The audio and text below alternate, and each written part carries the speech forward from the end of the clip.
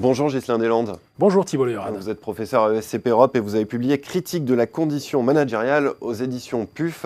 J'ai envie de vous poser la question, Ghislain Deslandes, est-ce qu'on peut échapper au management aujourd'hui ? Ça me paraît difficile. Si on regarde la manière avec laquelle on manage son temps, parfois on manage sa vie même si j'aime pas beaucoup l'expression, on manage en tout cas un certain nombre de situations dans à peu près toutes les situations de l'existence, au travail, chez soi ou dans sa vie personnelle. Et on échappe, je crois, encore moins au management quand on croit y échapper précisément.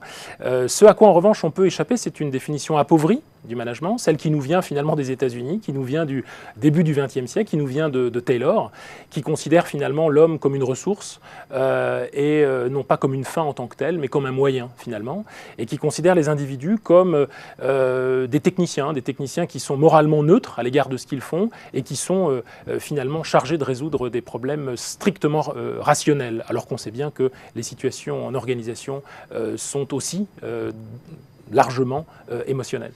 Alors, quelle définition enrichie vous pouvez proposer ? Alors, ce que j'essaie de faire dans ce court essai, c'est donner une définition du management qui dépasse un peu l'obsolescence finalement des définitions du passé, tayloriennes ou de la Grèce antique, en essayant de dire que finalement le management dans le monde des organisations, c'est cette force vulnérable, soumise à la pression du chiffre, dotée d'un triple pouvoir de contraintes, d'imagination et d'imitation. À 3 niveaux, cette force s'exerce en réalité à 3 voire 4 niveaux. La relation à soi, le manager à l'égard de lui-même, à l'égard d'autrui, à l'égard des institutions et aussi bien entendu, volet important, à l'égard de l'environnement.